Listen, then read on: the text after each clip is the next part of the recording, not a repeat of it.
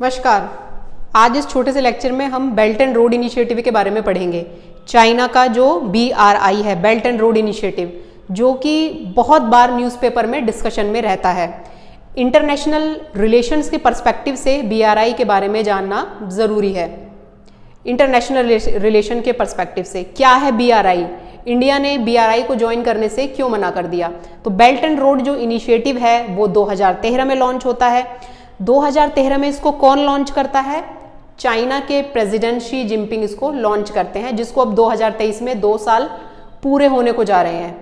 ठीक है, जो BRI है उसके 2 मेन पार्ट हैं। पहला है सिल्क रोड इकोनॉमिक बेल्ट, जो कि लैंड बेस्ड है, मतलब उसमें जितना भी इन्वेस्टमेंट होगा लैंड बेस्ड प्रोजेक्ट्स में होगा, इंफ्रास्ट्रक्चर में होगा, रेलवेज में होगा, रोड्स में होगा। ठीक है, सिल्क रोड इकोनॉमिक बेल्ट। और जो दूसरा है वो क्या है? मैरीटाइम सिल्क रोड, मतलब जितना भी इन्वेस्टमेंट होगा वो मैरीटाइम ट्रेड रूट पे होगा।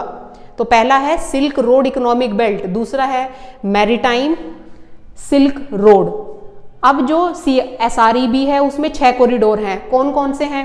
China Pakistan economic corridor, new Eurasian land bridge economic corridor, China Indochina peninsula economic corridor, China Mongolia Russia economic corridor, China Central Asia West Asia economic corridor and the Bangladesh India Myanmar economic corridor. ठीक है, ये हैं 6 corridor हैं silk road economic belt में, जिसमें हमारे जानने में क्या है, चाइना पाकिस्तान इकोनॉमिक कॉरिडोर के बारे में हम थोड़ा सा जानेंगे और Bangladesh China Myanmar economic corridor के बारे में जानेंगे।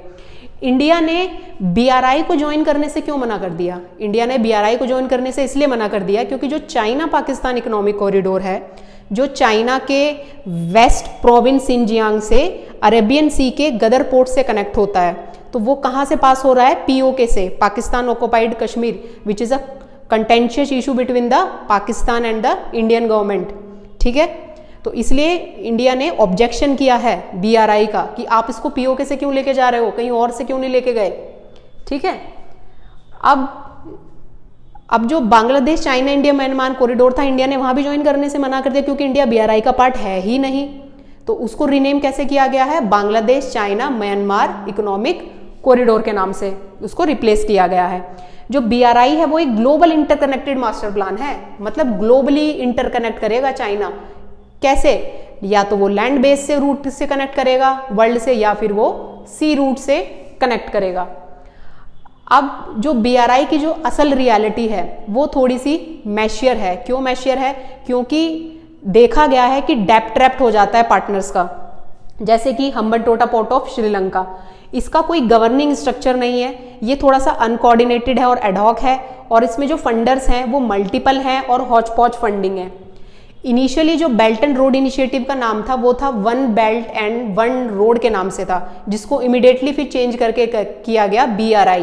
BRI इसलिए रखा गया ताकि वो ज़्यादा इंक्लूसिव और मोर ओपन दिखाई दे उसके जो पार्टनर कंट्रीज हैं जो उसके साथ MOU साइन करती हैं। ठीक है, अब जो इंडियन इसमें हाई स्पीड ट्रेन चलेगी जिसका नाम है वूश, जो कि मुझे लगता है, जहाँ तक मेरी जानकारी है, कि साउथ ईस्ट एशिया की पहली हाई स्पीड ट्रेन है जो कि इंडोनेशिया में चलेगी, जिसका नाम है वूश। वो किसके असिस्टेंट से बन रही है? चाइना की असिस्टेंट से बन रही है, और वो भी BRI का पार्ट है। ठीक है, तो ये पूरा था बेल्ट एंड रोड इनिशिएटिव के बारे में, जिसका इंडिया बिल्कुल भी पार्ट नहीं है, and that because of China Pakistan economic corridor. आशा करती हूँ आपको समझ आया होगा, और जो बाकी की डिटेल्स हैं वो नोट डाउन की हुई हैं। Thank you.